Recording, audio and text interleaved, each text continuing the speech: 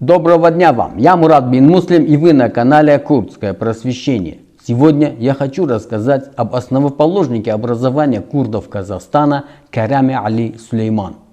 В 1937 году, когда курдов репрессировали на территорию Казахстана, их вывалили в горной местности, где не жили люди. И эти репрессированные курды образовали там поселок под названием Каскабулак. И именно Караме Али Сулейман был одним из инициаторов постройки первой школы там и стал первым директором этой школы.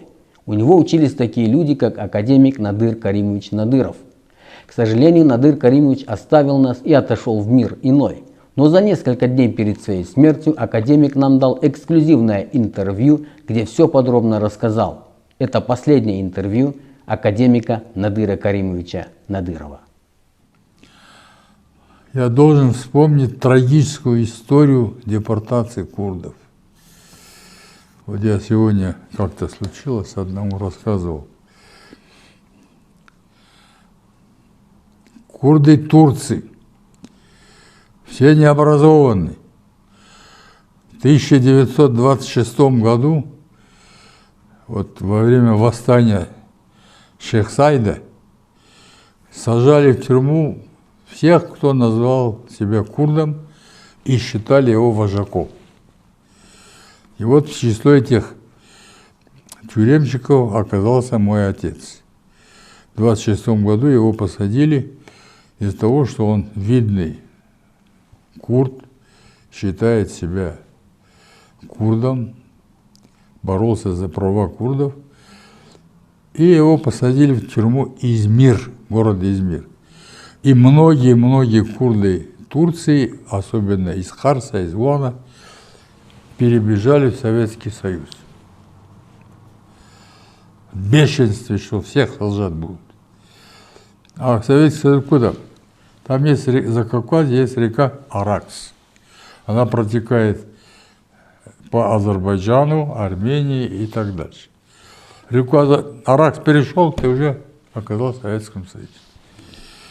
Некоторые переходили через территорию Армении, некоторые Азербайджана.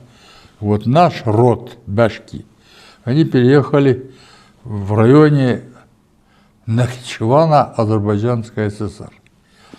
Нахичеван хоть азербайджанская, но ближе к Еревану. И вот там обосновали село Кикач. Это вот село Бяшки, село Харки. И вдоль реки образовалось несколько курдских сел. Я это рассказываю, чтобы понятно было. И в 1929 году отца моего освободили, Караме Хаджи Надыр. Он едет в Ван, это под Ваном, под городом Ван, есть село Хавшасорг. Находились его родственники там. И он приехал, там их нету.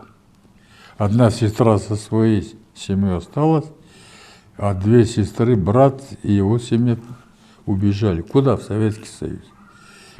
Он через Аракс перешел, нашел нашу свою семью. Я уже там родился, в Нахичеване. И вдруг вот в этом положении перебежались, необразованные все. Хотя Советский Союз заставлял учиться. И начали вроде учиться. Начали учиться. И в это время депортируют. Депортируют, а вот я сегодня вспоминал, 2 месяца в поезде товарный вагон. В товарном вагоне 4 семьи. В каждом углу одна семья, а в центре вагона туалет. Вот нас привезли в село пустое, пустырь. И такое впечатление, что окраина света. Дороги нет, людей нет, ничего нет. Вот вывалили, вот вы здесь будете, мы вам построим дома, вы здесь будете жить. И обязательно надо школу строить. Вот построили школу. И как неудивительно, Караме Али Сулейманов, или Карима Алиевич Сулейманов, успел в Ереване кончить педагогическое училище. То есть среди всех курдов он оказался со средним специальным педагогическим образованием. Это редкость, это подвиг. А мой брат Анвар Каримович, следуя его примеру, учился в этом же Ереванском педагогическом училище, но не успел кончить. Когда дело дошло до госэкзаменов, нас депортировали. Ну и школа преподавания на казахском языке, учителей не хватает. Кого директором? Конечно, первого единственного курда, который имеет специальное, но хоть среднее педагогическое образование. Карами Али Сулейманов стал директором школы. Вот мы все по швам ходили перед ним. А мой брат Анвар Каримович Надиров был заучем этой школы. И в памяти учителя никого, кто маломальски писал, умел читать из курдов. Они же преподавали нам на казахском языке, хотя мы казахов в глаза не видели. Не видели. Ну вот некоторые наши ребята, которые кончили казахскую школу, потом, и я говорю, что кончил казахскую школу. Я вот кончил такую казахскую школу, где ни одного казаха нет, где ни одного учителя казаха нет. Ну, учили нас казахскому языку. Конечно, это такой казах. Ну и вот мы учили, мы гордились. Потом как? 7 классов кончает, оставляет его учителя. Вот эти учителя наши потом стали знаменательными. И поэтому я до сих пор с этой школой связь имею. И у него осталась одна дочь по имени Санам. Она жила в Чимкенте вместе с нами рядом. То есть она фактически была, ну, как бы членом нашей семьи, ходила к нам и с моей супругой дружила. Вот.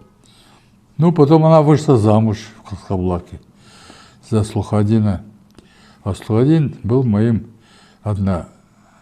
ровесником и родственником.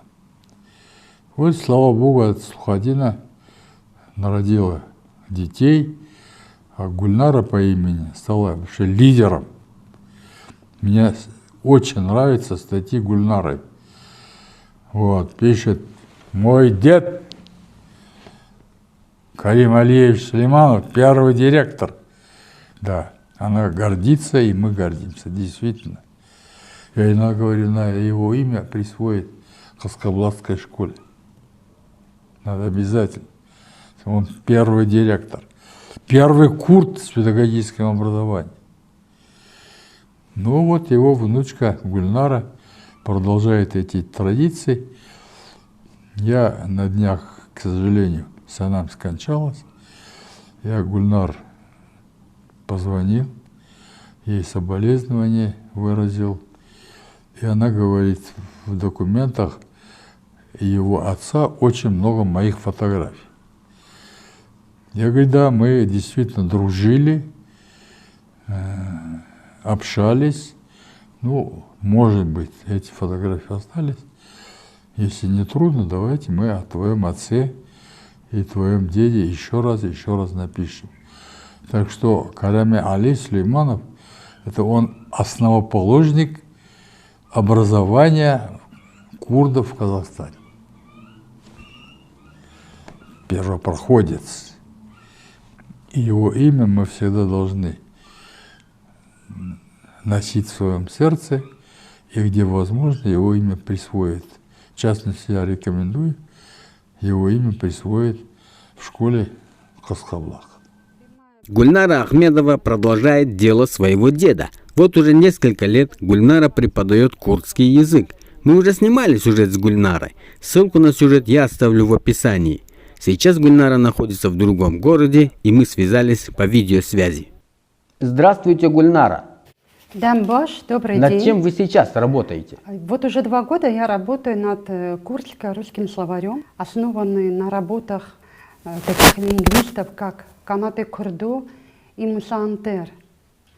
Мой словарь носит более облегченную версию подачи материала, иллюстрированный формата А4, вот такого формата. Словарь рассчитан как для школьников, так же для студентов и взрослого поколения. Сегодня я ищу спонсоров и меценатов для публикации новой курдской книги, так как мы должны помнить, что наш язык – это наше государство. Как я уже говорил, Гульнара продолжает дело своего деда и активно продвигает курдский язык в Казахстане. Занимается общественной деятельностью, преподает онлайн-уроки в соцсетях. Мы желаем удачи Гульнаре, ведь именно на таких энтузиастах и держится все. Подписывайтесь на наш канал, ставьте лайки, пишите комментарии и распространяйте наше видео. Мы работаем для вас. До встречи, друзья!